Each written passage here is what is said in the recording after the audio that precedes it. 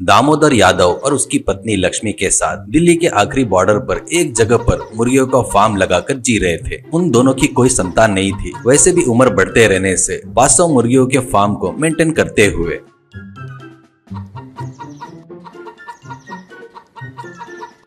उनके पास आने वाले को छोटे छोटे होटल वालों को मुर्गियां बेचकर जिंदगी की गाड़ी चला रहे थे। एक दिन कोई गिराएक मुर्गी लेने आता है तो महालक्ष्मी मुर्गियों के पिंजरे का दरवाजा खोलकर 2 मुर्गियां बाहर निकालते रहती है तो उसी बहाने 5-6 मुर्गियां पंख फड़फड़ाते हुए पिंजरे से बाहर आकर गली में भाग रहे थे।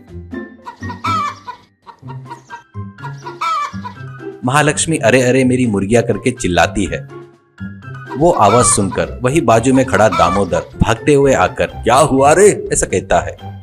पिंजरे का दरवाजा खोलकर बंद करते तक कुछ मुर्गियां बाहर निकलकर गली में भाग गए करके कहती है महालक्ष्मी। तो दामोदर गेट के पास जाकर खड़ा होकर देख रहा था। गली में एक युवक ये बात को समझकर बड़े फुर्ती से इधर उधर भागते हुए मुर्गियों को पकड़कर गेट के पास खड़े दामोदर को देकर ये लो आपके मुर्गियां ऐसा कहता है। महालक्ष्मी मेरे बच्चे समय पर आकर हमारे मुर्गिया को पकड़ा, हमको दिया, नहीं तो 3000 का नुकसान हो जाता था करके मुर्गियों को पिंजरे में डाल देती है। दामोदर क्या नाम है बेटा तुम्हारा ऐसा कहता है। मेरा नाम किरण कुमार है जी। दामोदर किरण कुमार क्या और सरनेम क्या है करके पूछता है तो किरण मुस्कुराते हुए मेरा सरनेम नहीं है जी ऐसा कहता है। दामोदर ये क्या बेटा ऐसा बोल रहे हो ऐसा कहता है। किरण मेरा कोई अपना नहीं है जी, मैं अनाथ हूँ। लखनऊ में मुझे बहुत साल तक एक होटल के मालिक ने मेरी इज्जत करके उनके होटल में काम सिखाया, मुझे बड़ा बावर्ची बना दिए। उन लोगों ने मुझे जो आदर सम्मान दिए वो मैं कभी नहीं भूल सकता। इतने सालों से वहाँ काम किया इसलिए मेरी तनख्वाह मेरा कोई नहीं रहने से वो मालिक के पास ही रखकर मेरी शादी करवा कर तब वो पैसे मुझे देने का सोचा, पर वो पिछले महीने ही चल बसे। उनकी जगह पर उनका लड़का आया। उनके लड़के को मैं पसंद नहीं था। आते ही मुझे काम से निकाल दिया और जाने को कहा। तब मैं मुझे देने वाले पैसों के बारे में पूछा और कहा काउंटर के ड्रॉप में तुम्हारे पिताजी के डायरी में सब लिखा हुआ है, वो पैसे मुझे दिए तो मैं चले जाता ऐसा बोला। पर वो तेरे को इतने साल से पाले ना, एक पैसा भी नहीं देंगे कहकर आदमियों को भेजकर मुझे धक्के मारकर भगा दिया। अब मुझे वहाँ उस गांव में रहने की इच्छा नहीं होने से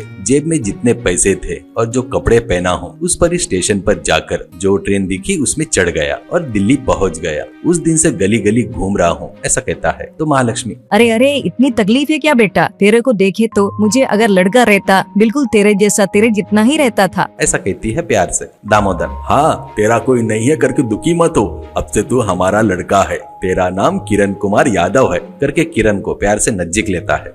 तब से मुर्गियों का फार्म किरण की देख रेख में डेवलप होते हुए रहता है।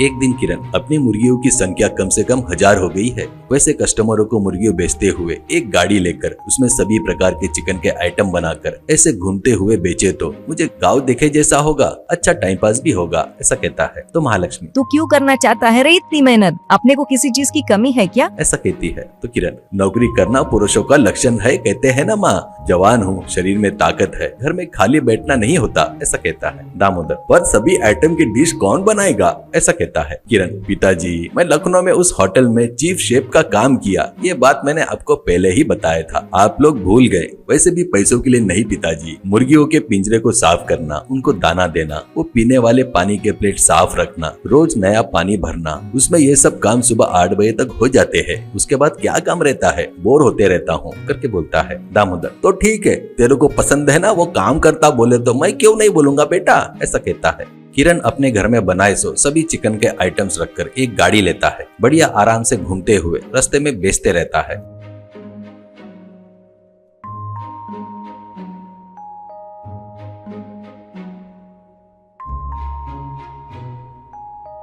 एक दिन सुबह ही गाड़ी पर सभी डिश रखकर निकलते रहता है तो 2 बूढ़े वॉकिंग करते हुए देखकर रुक जाते हैं।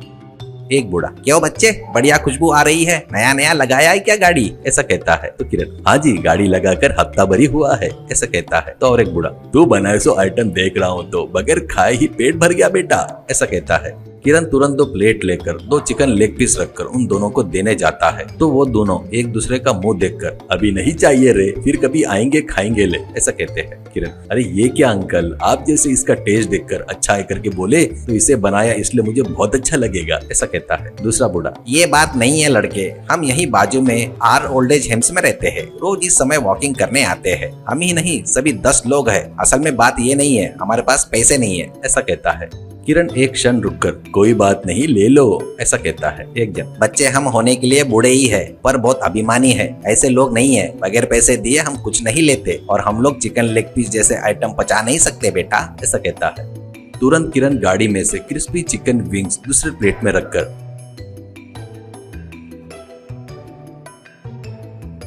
अंकल ये आराम से पच जाएगा, एक पीस 2 रुपए का ही है, ऐसा कहता है। दोनों खुश होकर जेब में से 4 रुपए निकाल कर देकर प्लेट लेकर चिकन क्रिस्पी विंग्स तभी के तभी खाकर, अरे वाह कितना स्वादिष्ट है, टेस्टी है। कल सुबह हमारे बाकी के होममेड्स भी आकर इस चिकन क्रिस्पी विंग्स सभी टेस्ट करना है, वैसे करेंगे, ऐसा बोलकर चले गए।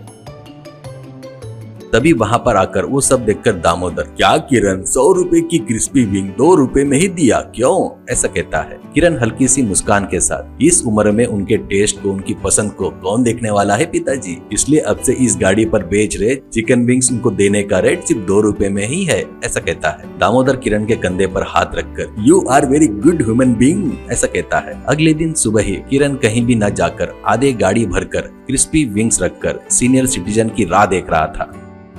दूर से वो 10 लोग वॉकिंग करते हुए आ रहे देखकर 10 प्लेट सामने रखकर चिकन क्रिस्पी विंग्स रेडी रखकर वो नजदीक आते ही सबको एक एक प्लेट देता है। वो लोग जेब में हाथ डालकर हर एक जन 2 रुपए निकाल कर किरण को देकर जोर से हंसते हुए बातें करते हुए जोक करते हुए वो खा रहे थे तो किरण बहुत खुश होकर उनको देख रहा था।